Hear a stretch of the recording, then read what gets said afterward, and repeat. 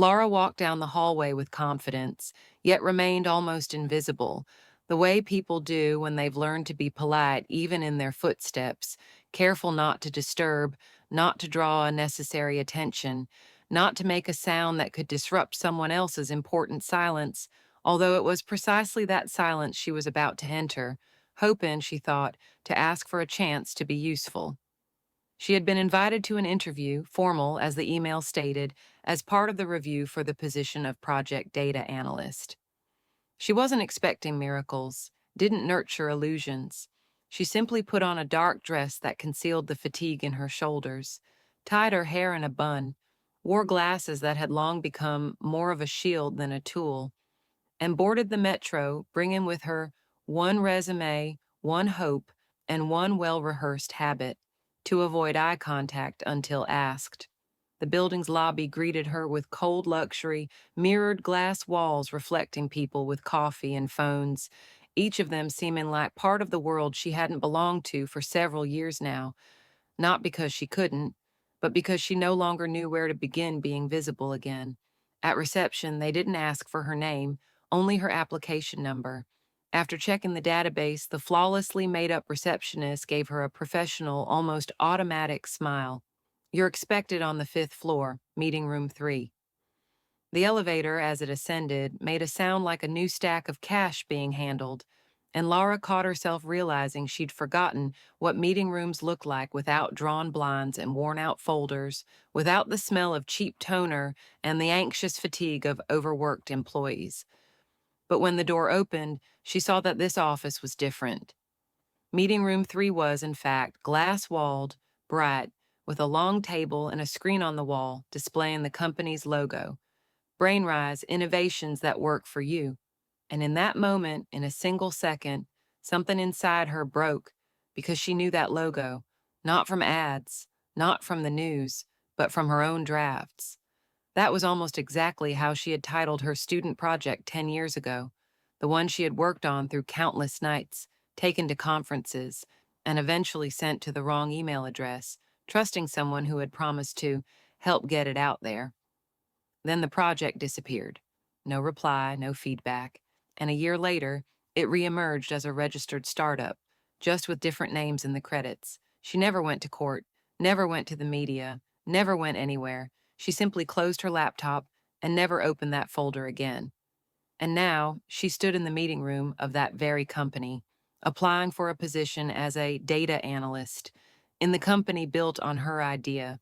The door opened and in walked a man in his 40s, dressed in a perfectly tailored suit, his hair styled to the millimeter, with the kind of smile reserved for external investors. He approached, shook her hand, and introduced himself. Dmitry Arkadyevich, founder and CEO. Very pleased that you're interested in our position. Lara looked at him and remembered.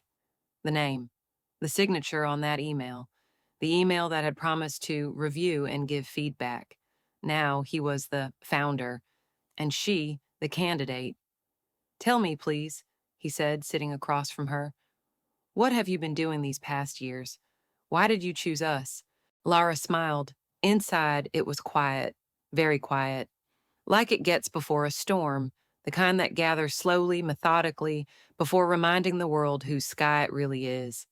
"It seemed to me," she said slowly, calmly, "that you work with concepts I've known for a long time, a very long time." And while he glanced through her resume, she looked at the screen behind him, at the logo, at the slogan, at the words she had once written herself. And for the first time in many years, she realized, she hadn't come back for a job. She had come back for herself. When she looked closely at the screen on the wall, where the company's logo was slowly rotating with a gradient line above the letter R, thin, almost calligraphic, with a curve that made no design sense yet held immense meaning for her. Her breath caught in her throat.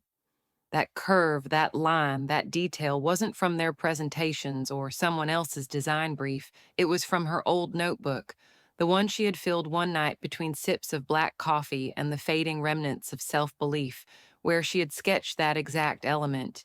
That swirl, that gesture, it wasn't functional, it wasn't graphically precise. It was personal, almost emotional, almost alive. And the fact that it was now on a screen, on a wall in front of her eyes didn't just prove the theft. It confirmed something much deeper. They hadn't merely stolen her idea, they had used it down to the last stroke, to the last breath, to the very soul. She looked at that screen like a mirror of the past, a past someone had given Botox, whitening, marketing polish, and put on display as a next-gen startup, forgetting that behind it all was a girl in a student dorm, recording voice notes at night, explaining to herself why she shouldn't give up. And while the executive, Dmitry Arkadyevich, droned on about corporate culture, growth dynamics, and team synergy, she stopped hearing him altogether. Instead, her mind pulled up those same slides she once made in PowerPoint on a borrowed laptop, preparing for a hackathon.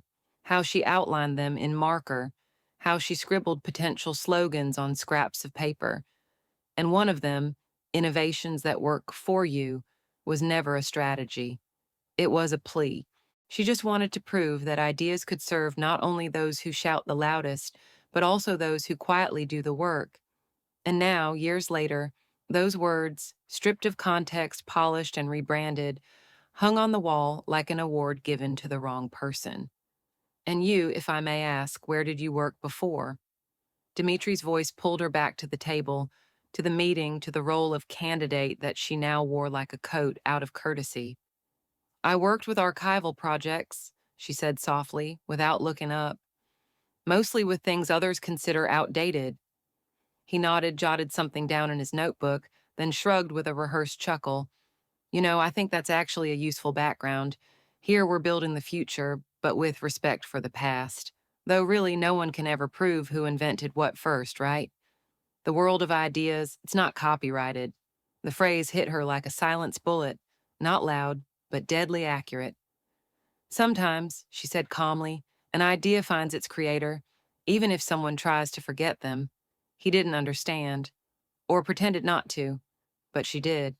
And in that moment, Lara decided she wouldn't just consult a lawyer or seek justice or revisit the past. She decided to return, on her own terms, to what was hers. And this wasn't about revenge, it was about balance, about truth no longer afraid to be spoken. All through the following week, Lara didn't rush to respond. She politely wrote to HR, thanking them for the interview and saying she was weighing her options. It was true, but not the kind of truth they expected, because in reality, she had already made her choice. Her choice wasn't about getting hired or fitting in or starting over. She wanted to see how far they had gone and how close they'd stayed to her essence. She didn't step into the office again, but she read everything she could find: their website, annual reports, conference videos, quotes from interviews, the speeches of the founder. And with every page, every slide, every clip, she didn't feel anger. She felt amazement. They hadn't just stolen an idea, they had translated it. From the language of the dreamer, the living, to the language of the corporate, empty. Once she had written, a system that values not the number of functions, but the people it saves from needless work. Now, it read in their brochure as, the system optimizes resources to increase team productivity. Once, she dreamed up a platform for those who lack resources but have drive. Now the website said, solutions for small businesses focused on investment growth. Once, she had written, my dream is for startups not to be afraid of being human. Now they boasted, we are not just technology, we are tools for the future. She looked at those words and saw how each one had been turned inside out, like text run through a filter of corporate censorship, stripped of her tone, her breath, her meaning. They had built a system with no place left for her, and yet she was in every corner of it.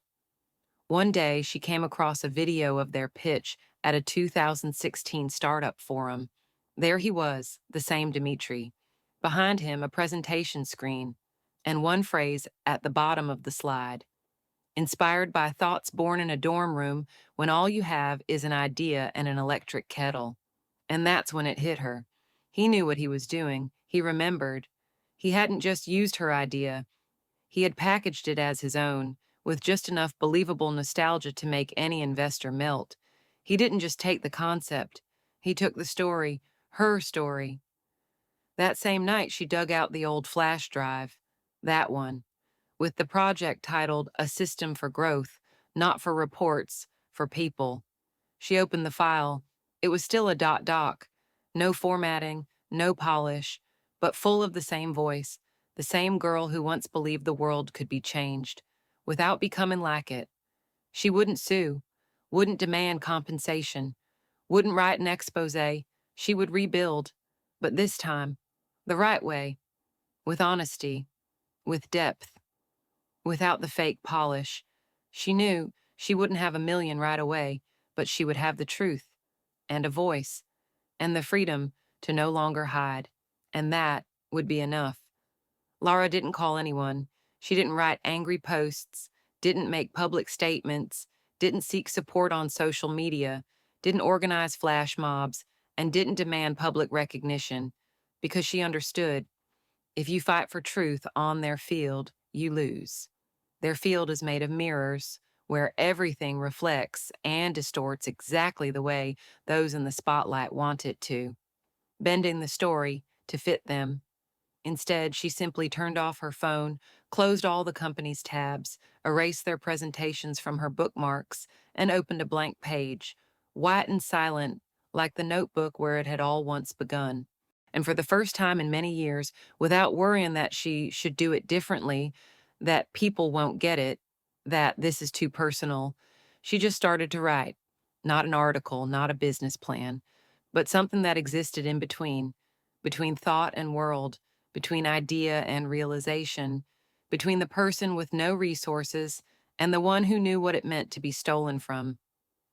The words came together like a code, not written by product managers, not edited by marketers, not approved by investors, but instantly recognizable to anyone who had ever stood at the beginning of something important, holding nothing but belief and tea in a thermos. A system, she wrote, shouldn't be built on KPIs if there's silence inside. It should begin with a voice, the kind that trembles, that's scared, but still speaks. Because an idea isn't a framework, it's pain, lived through until it becomes meaning. That same evening, she published her first post on a new page, a simple landing with a gray background and one word at the top: return. No logo, no face, no biography, just text. And in it, the truth.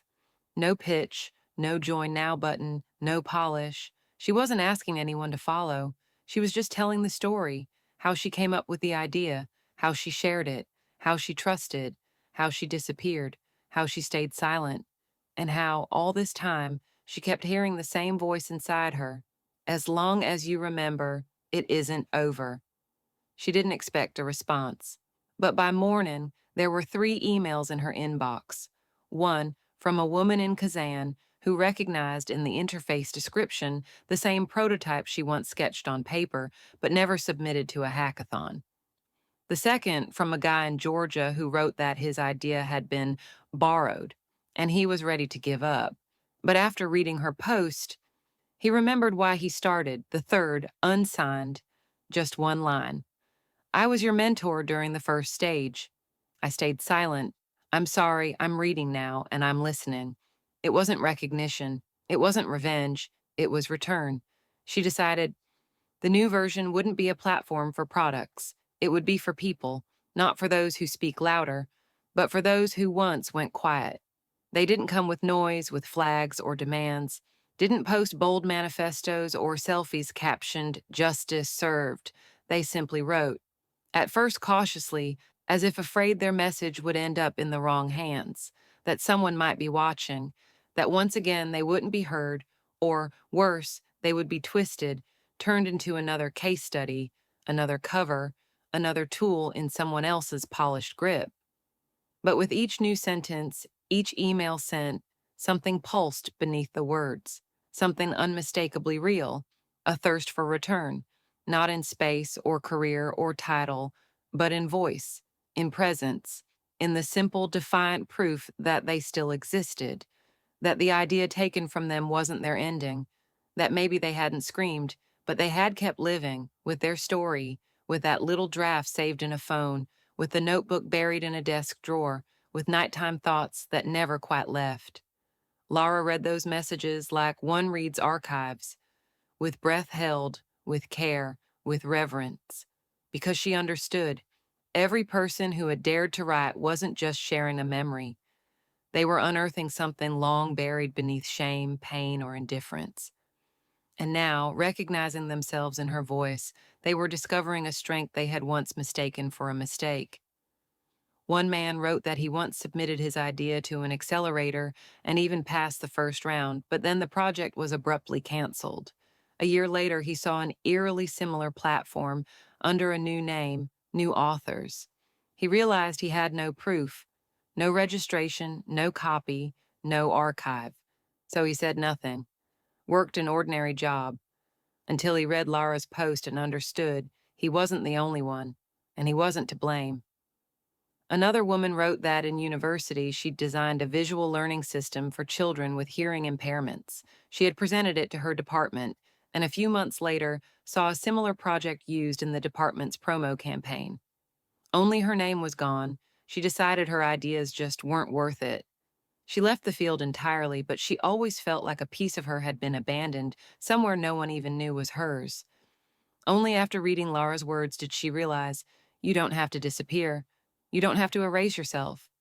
You're not crazy for remembering the exact way that one stolen sentence used to sound before they claimed it as their own. The letters were like sparks, faint at first, flickering, but each day they grew stronger, steadier, and Lara didn't reply to each one in full. She didn't promise support or involvement.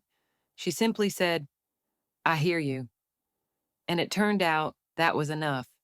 Enough for others to start hearing themselves again, too. She didn't know what this would become. A platform, a movement, a fund, a warm corner of the internet. And it didn't matter, because the most important thing had already happened. The voices that once hid began returning. Not because someone saved them, not because they were given a microphone, but because someone once dared not to stay silent about what had been stolen and quietly said, that was mine. And it still is, even if you built your career on it. And when one day an email appeared from a woman who wrote that she worked at the very same company where Lara had come for the interview, that she'd seen the old folders, the dates, the original drafts with different authorship, but stayed silent because she feared losing her job, and now she can't sleep because she's afraid of losing herself. Lara knew she had more than just words, more than just truth, more than just support. She had witnesses, which meant it was time to prepare for the next step. Not revenge, not court, but the return of names. Names they tried to erase from the slides, from the covers, from history. They didn't come together quickly, not loudly, not as a dream team. No fanfare, no curated LinkedIn rosters, no chase for PR, investments, or startup glory. It felt more like a return, a quiet stepping back into themselves, into that sacred space where an idea hadn't yet become a product, where intention hadn't yet been filtered through someone else's strategy, where every word of a prototype was typed with a tremble, not knowing if it would work, but knowing there was no other way. Each person who wrote to Lara, each one who sent their notes, sketches, old emails, torn pages from forgotten notebooks, they didn't do it because they wanted a second chance. They did it because they realized no one had ever taken their first one. They had just been convinced it wasn't good enough. Lara read their texts, diagrams, presentations, some rough, some gracefully naive, full of mistakes but breathing with something real. And in each one, she didn't just see an idea. She saw the imprint of a person who once believed so fiercely they dared to create, despite poverty, fear, doubt. And that kind of courage, that audacity, was now becoming the true code on which something lasting could be built. She didn't call them a team. She didn't ask for resumes. She didn't request diplomas. She simply replied, it matters to me that you're here because you remember. And that was enough. The guy from Georgia took over the interface because, as he put it, my hands still remember how it's supposed to feel. Not for an investor, but for someone with little time and a lot of need to survive. The woman from Kazan took on the project's logic. She'd spent years running a school club and knew better than anyone how to explain hard things in simple words, not hide mediocrity behind smart ones. And the former librarian, the same one who had written from inside the company where Lara had once interviewed, she began sending fragments of lost drafts. Because as it turned out, she had a real physical archive, a stash of papers she'd hidden away with the things she couldn't forget. None of them called it a startup. They just called it a return to their voice. And Lara realized what they tried to erase, overwrite, rebrand, sell was, in fact, the strongest foundation of all. Because anything that survives theft, betrayal, silence, exhaustion, but still remains, becomes not just valuable, it becomes unsinkable. They weren't writing shiny posts. They didn't issue press releases.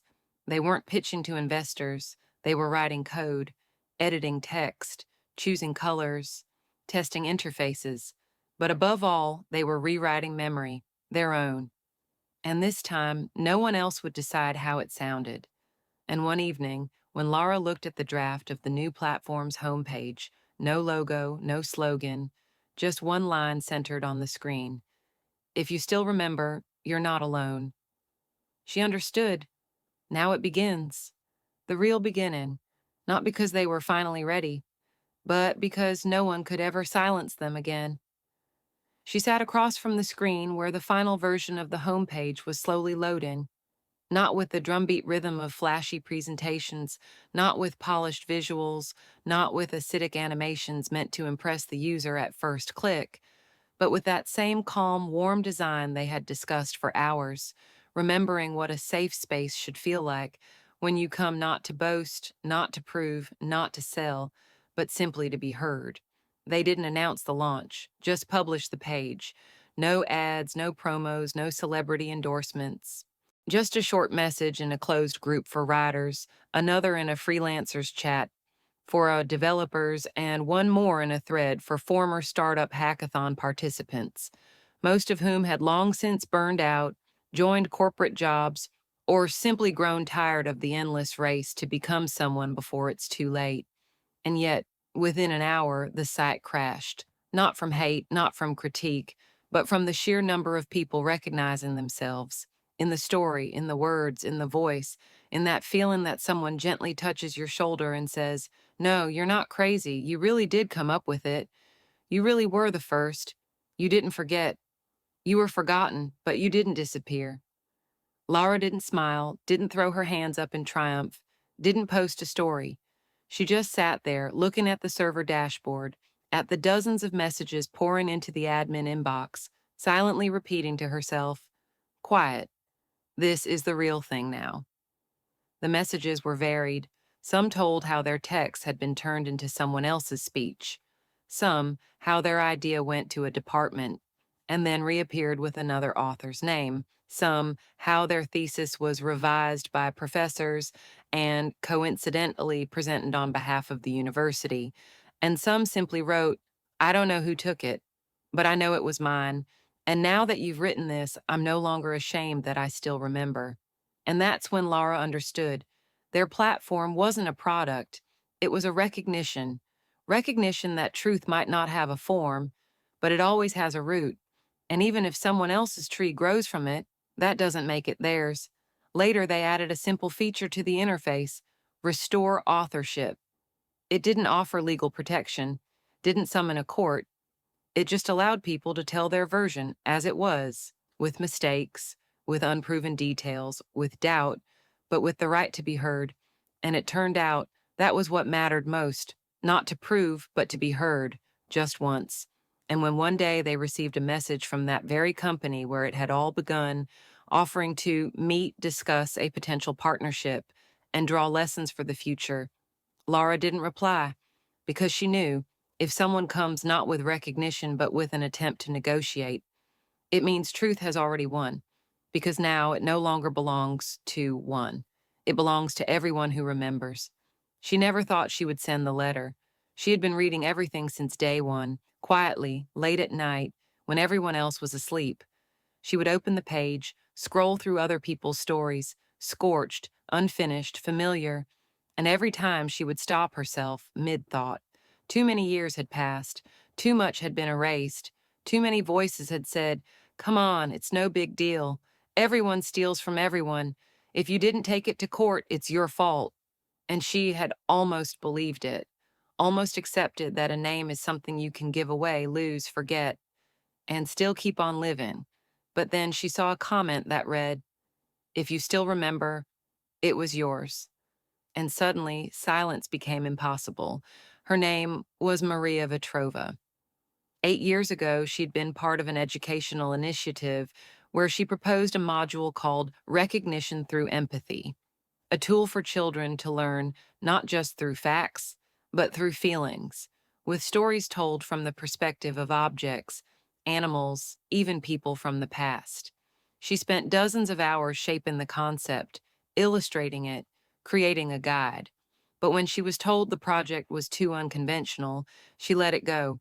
6 months later, she saw the exact same mechanics under a new name, Emo Teacher, the same texts, even specific phrases she knew by heart. Only now it belonged to someone else. She tried to prove it, but she no longer had access to emails, to files. Her account had been deleted, the materials lost, and no one returned her messages. At first she was furious. Then she cried. Then she told herself, maybe it's just how it works. She left, took a job in a library reading stories to children, sometimes even her own, but never out loud.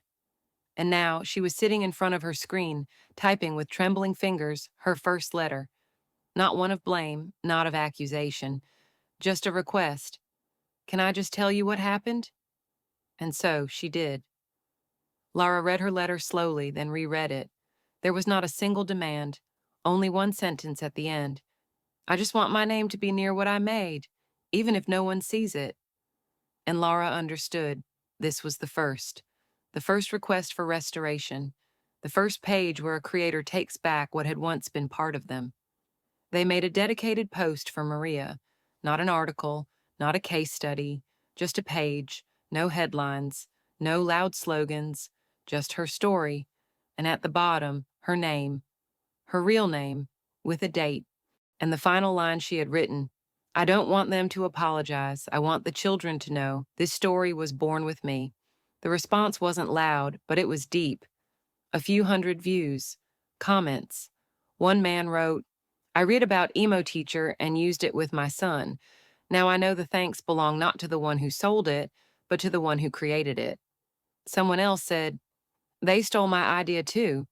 But after this story, I realized they couldn't steal all of it, because part of it is still inside me. Maria wrote the next day, I slept peacefully for the first time, not because I proved anything, but because my name is with me again. And Lara realized then they hadn't built a platform. They had built a space where someone could return to themselves, not their status, not their money, but themselves, in full silence, in full honesty, in the full right to be called the creator. And everything that had once been called forgotten now took form, the form of recognition, the form of a voice, the form that could never again be erased. They came more quietly than the rest. Their letters didn't begin with pain or protest. There were no sharp words, no threats, no demands. They wrote, I may not be the main author, but I made that very first interface map. Or, I edited the text when it was still raw. Maybe that doesn't count, but I want you to know I was there too. They didn't consider themselves victims. They didn't call it theft. Because for too long, they had been part of a system where their work was labeled supporting, editable, secondary. And that was just how the game was played, how the structure worked. No one questioned it, because that's how it had always been. There's the author, and then there are those who help. And help doesn't get applause. And yet, when they saw the platform, when they read the stories, when they saw names being returned to where they belonged, something shifted inside them. Not bitterness, not envy, but a quiet, aching feeling that maybe finally it was safe to say, I was there too. That's when the letters began arriving, from layout designers, from coordinators, from editorial assistants, from the ones who came last and left after everyone else, from those who corrected numbers, formatted tables, inserted the right quotation marks, changed the titles to make them sound more serious, and then watched the finished project go out on behalf of the team, where their name, at best, ended up in a footnote, and more often, nowhere at all. They weren't angry, they simply existed. And now they wanted to be seen. That's when Lara proposed adding a new section to the platform: the invisible creators. Not to blame anyone, not to expose, not to overturn the system, but to rewrite the habit of silence. When the first story went live, a girl named Alina, who 10 years ago had done the layout for a collection of socially important stories for a nonprofit publisher, and whose name never appeared anywhere except inside the editor's inbox, who watched the finished book be held on stage by the lead author at an awards ceremony and said nothing, because I'm just a technical person. She heard for the first time in her life readers say, "Thank you. This wouldn't exist without you. We see you." And then more came. The one who mapped out the sitemap, the one who edited videos through the night, the one who translated into 3 languages to meet the deadline. Those who had always been the background, but were, in fact, the foundation. The platform began to change. Now, on every page, there appeared a block. Those who stood beside it. It wasn't a list, it was a choice to name, to give credit to those whose contribution had been essential, but never acknowledged. And when one of these invisible contributors received a letter from a schoolgirl that read, "I want to be like you, the kind of person who makes things even if no one sees them, because the results are seen," he cried, not because he was seen, but because now it was possible to create and not disappear. That's how the idea of restoring authorship became something bigger: a new language, a new system, where everyone who shaped something had the right to say, "I was there, and this is my trace too." There were no grand stages, only people, real, ordinary, and irreplaceable. They invited her to speak almost by accident, officially as part of the annual conference on social innovation and cultural sustainability in startup environments.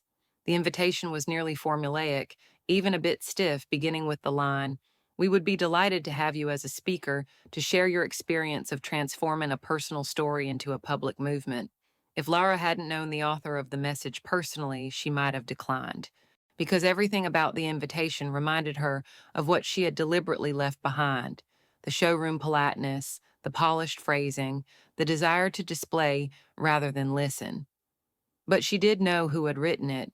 It was the same woman who had once anonymously sent her the internal files, the first whistleblower, the one who had later left that company and now coordinated a new series of educational initiatives on the ethics of ideas. And Lara understood if she was calling, then it was time to return, not to the office, not to the people who had stolen from her, but to the place where it had all once broken and now could be continued. The hall was the same, the building the same, the people different, but the air remembered. The silence in the corridors was the same, the kind that listens. Lara entered the room without a presentation. No slides, no graphs, just a single sheet of paper in her hand, not with a speech, but with names. And that's exactly how she began. "I didn't come here to speak, I came to name those who were never named, those who were forgotten, those who worked in the background as support on task, those who invented but didn't sign, those who left and never forgave themselves for staying silent." Then she spoke their names, one by one, with a brief what they did, no bitterness, only precision, warm, steady, certain. And then she said, "I came here once to apply for a job. I sat across from a man who used my idea. And that day I could have said, 'You stole from me.' I could have filed a lawsuit. I could have made a scene. But I walked away to build something that didn't need to be fought for, that needed to be created. And I did. Not a startup, not a product, a space where everyone who stayed silent can now speak, where every idea has a root, where authorship is not a status but a fact, where names return, where stories are not erased, where no one is just support." The room was quiet, not because they didn't know how to respond, but because everyone recognized something: themselves, someone beside them, someone they had once forgotten. And then came the applause, but not thunderous, standing, and Lara stood in the center, not as the founder of a company, but as a creator of a space where no one was obligated to be silent anymore, and that was enough.